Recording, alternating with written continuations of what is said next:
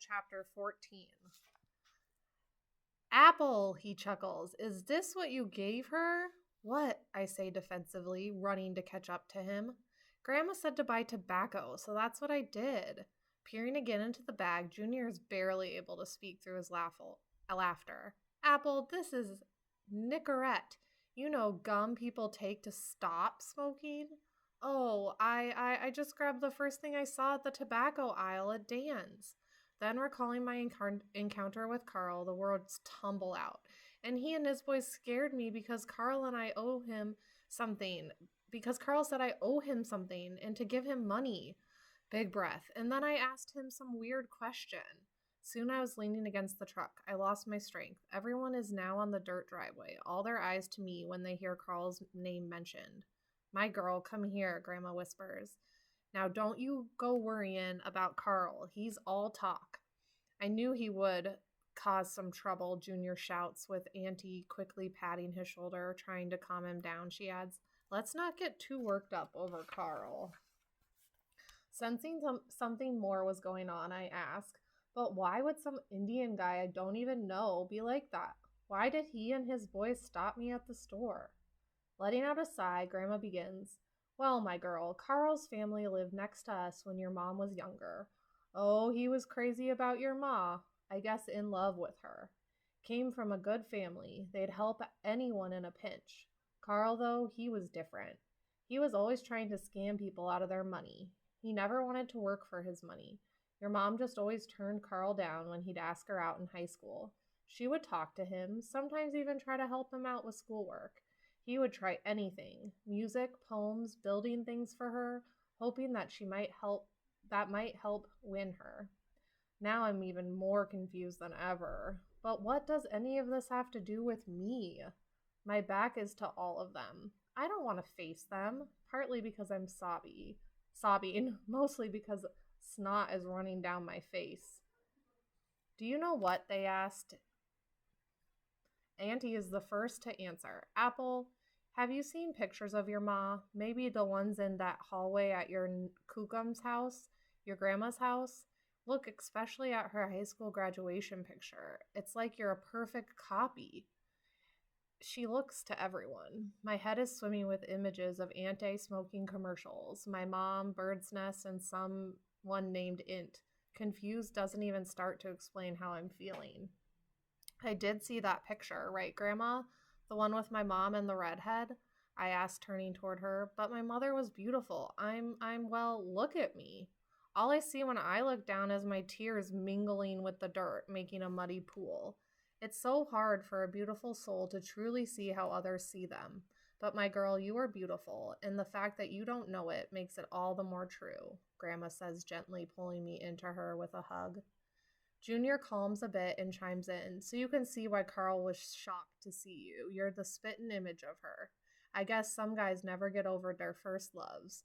Don't worry about him doing something to harm you. I'll take care of him. You're just a reminder of what he could never have. So this is what it feels like to have family. This is what it feels like to be loved.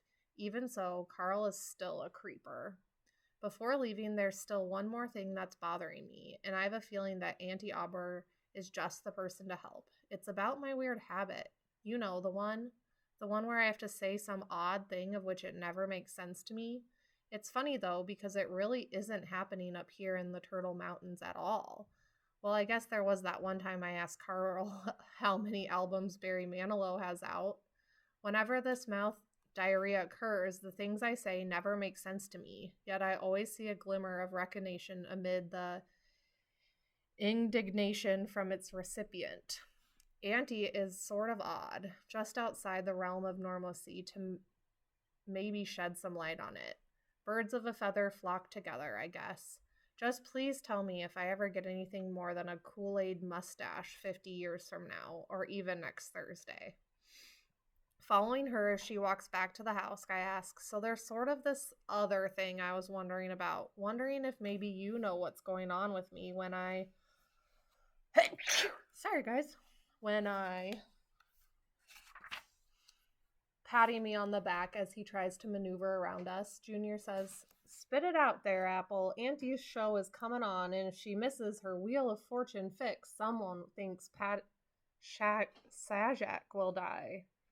I don't think. I know something will happen to my Pat. I still can't believe he turned me down and hired that Vanna girl, Auntie says with a wink. I open my mouth to ask how she almost replaced Vanna White, but quickly cut that short as Grandpa walks up the porch, steps in, shakes his head, letting me know not to go there. So I begin, still in the doorway, holding the screen open. Here's the thing. I have this habit. Well, not a habit in the good sense, a habit in a way I don't understand. Auntie isn't quite looking at me. She walks back in the house and sits in her chair across the entry, focused on the TV and her show. I continue while holding the screen door open. Sometimes when I meet people, I have this image in my head. I never understand what it means, but then I seem to blurt out a question related somehow to that image. It never seems to go over too well. Auntie doesn't hear me at first. I start to tell her again, but before I can finish, she puts her hand up in the stopping gesture. She grabs the remote and clicks the TV off as she rises from her chair. Finally, I'm going to get some answers to my long-awaited questions. This is it. Auntie will tell me what it all means. I'm wrong. While she crosses the room, her face falls, exhaling loudly. She takes the screen door from my hand and says quietly, Apple, this is not the time for more questions. I gave you answers for your dreams. Today's troubles are enough for today. You go home now and visit again, my girl. Pat gets jealous, don't you know, if I'm gone too long. And with a quick sniff of my hair and a pat on my cheek, she quietly closes the door, crosses the room, returning to her chair and TV, and to Pat Sajak, Wheel of Fortune. To utter my embarrassment, Junior witnessed the whole thing, my total shutdown from Auntie, but he was kind enough to say nothing, only reached out and gently grabbed my elbow to guide me back to the truck. I'm not sure what everyone is talking about on the ride home. I don't remember what scenery passed outside my window. I don't notice little Nezzy cradled in my hand in hers, but I'm aware of being there again, not quite a piece of here nor there, but hovering somewhere in between, in the dreaded middle again. One thing I need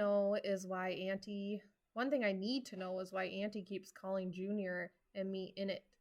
With my hands still interlocked with Nezzy's and her sleeping peacefully against my shoulder, I whisper to Junior, Who's in it? What? What do you mean, Apple? He asked quietly so as not to wake Nezzy.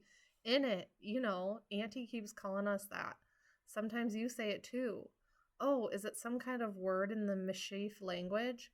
Shaking his head, he rolls his eyes. Apple, you do know that she was saying, isn't it or ain't it? They just sort of roll it together up here in the Turtle Mountains. It comes out in it. Oh, so how was I supposed to know? I yell a bit too loud and Nezzy stirs. My little cuddled partner chuckles as she drifts off to sleep, saying, In it? A person? Apple? You're so silly. Face red. Me again, embarrassed. But then this little girl calms my heart as she pats my leg. I lean over and sniff her hair. It's a mixture of crayon and dandelions. Maybe that is the smell of youth. Best friend, she pats my arm and says, just loud enough for me to hear as she leans against me, drifting off to sleep in the truck seat next to me. That's all she says, 2 words, and they mean the world to me. I've never had a best friend before. I've never had someone who loved me no matter what stupid things I said. I've never had someone who could look past my exterior and into my heart. But I have one now. Later that night, I'm getting ready for bed. I empty my pockets. I feel something soft in one of my sweatshirt pockets and pull it out. A feather. Nothing grand or beautiful about it, but a soft, downy feather. Maybe from a sparrow. I took my sweatshirt off after the septic situation, and I had it hung over the back porch railing at Grandma and Grandpa's house. Anyone could have access to it. It's the porch closest to the alley that Carl drives through each morning. Why would he do this? What does the feather mean? Am I a bird brain, a cuckoo, or maybe a warning that if he catches me, he'll tar and feather me? Is this a warning? It is, isn't it? I add it to the growing collection of things, or warnings. A jar of dirt, some sage, a few June berries I found on the front porch last week, and now a feather. Not sure why someone is giving them to me, and not sure if I should be leery of them or like them.